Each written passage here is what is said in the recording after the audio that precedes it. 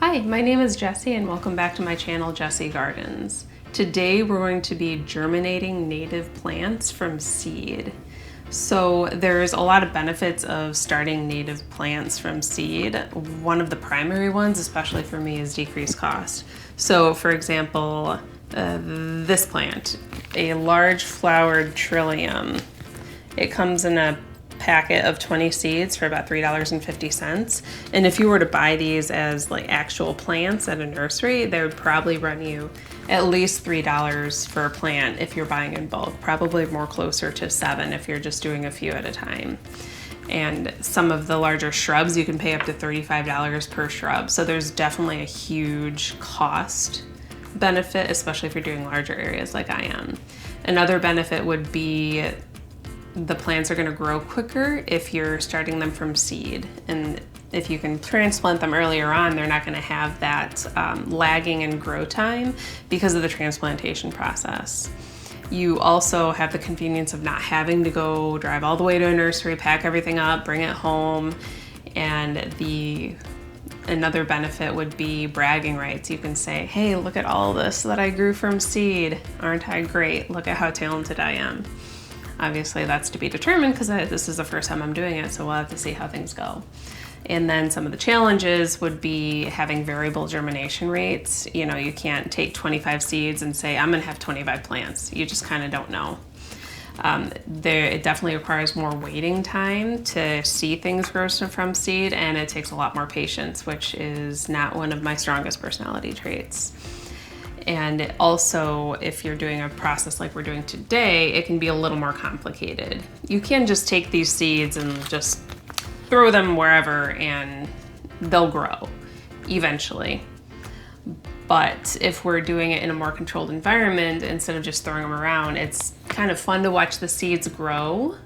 And you can also speed up the process of germination by faking seasons. For example, this one right here, it requires a germination of a cold, moist period, followed by a warm period, so summer, and then followed by another cold period, another winter. So this takes like 1.5 years to even grow if you just throw it out into the wilderness.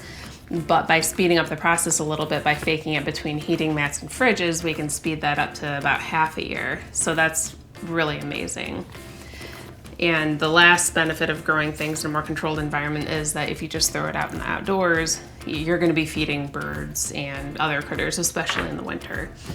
So we are going to go ahead and get started. In this video, I'm going to be prepping 2 different kinds of seeds in 2 different ways. First, we're going to be prepping wild leek seeds for germination.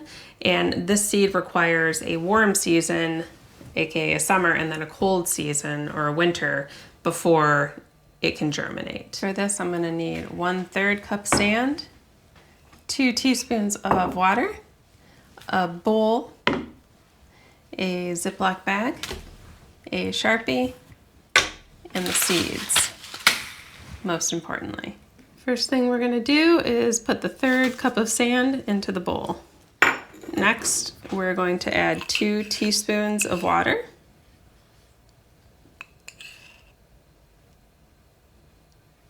And then mix. We're trying to incorporate the water fully into the sand to make it evenly moist.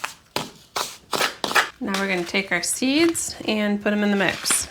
And be careful to make sure no seeds are hanging out where you're about to rip. So if you give it a nice little flick, you should be good.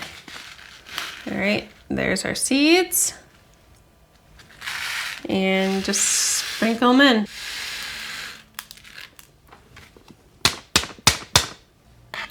Now we're going to give it a stir and make sure everything is mixed together nice and evenly. Then we take our seed and sand mixture and carefully try to put it in the bag without making a big mess.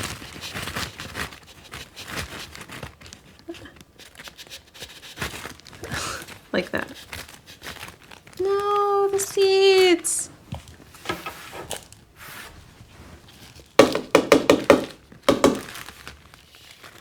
There we go. Hopefully I didn't lose too many.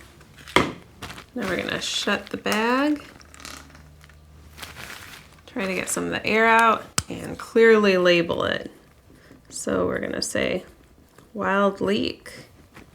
Today 1/26/25. And we're gonna say warm because we're gonna do summer first on this one. So we're gonna stick it on a heating pad. On to the heat mat you go. Enjoy your summer. I'm jealous. So now I'm just gonna make a calendar event for 60 days from now. And then I'm going to put it into the fridge for winter. The second seed we're going to get ready for germination is the wild blue phlox. This one only requires one winter in order to germinate in the spring.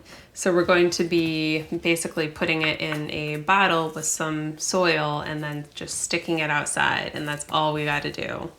But first we have to get the bottle ready. So now we're going to gather all of our equipment. For this winter sowing process, we're going to need a container.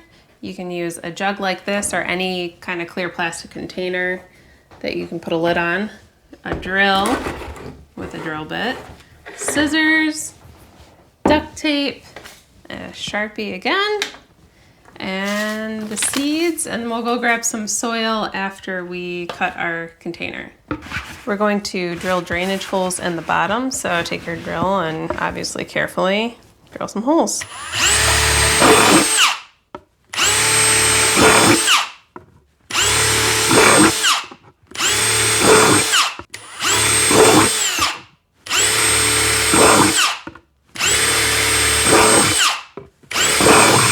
There's no need to drill anything in the top because the precipitation is just going to come through the top here. Next step is cutting it about halfway up and cutting it in a way that they're still part attached, so it creates about like kind of a hinge. So we're just going to get to cutting.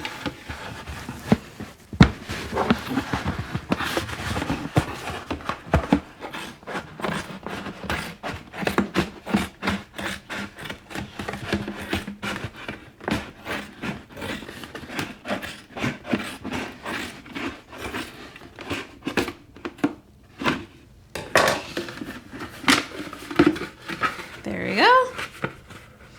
Now I'm gonna go grab some soil real quick, so I'll be right back. We got about 2 to 3 inches of potting soil in here.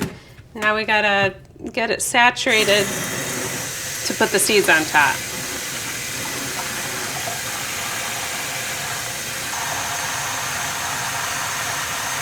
Make sure you let it drain out and get all the extra water out before you take it back over to your workstation. Time to put our seeds in. So, flick, make sure there's none hanging out. There's about 25 seeds in a packet, and I have 2 of these, so I'm just going to put them both in. And just kind of tap them in. Make sure they're evenly dispersed so that things aren't too close together. And now we're going to do packet number 2.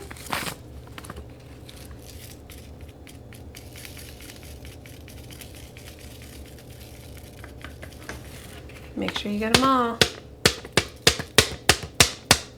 Now we're going to put a little extra soil on top, not too much. You only really need to have them as deep as the length of the seed, and you can see those were pretty tiny seeds. So light layer, we'll just kind of spread it around.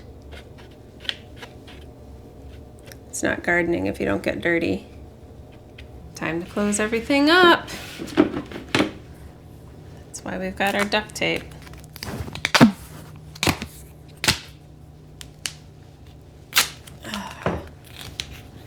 Okay, shut. And close.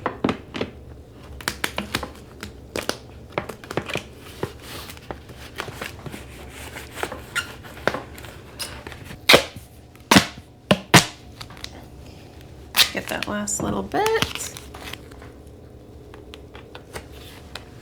That way your seeds don't get stolen. So now we just got to throw a quick label on it.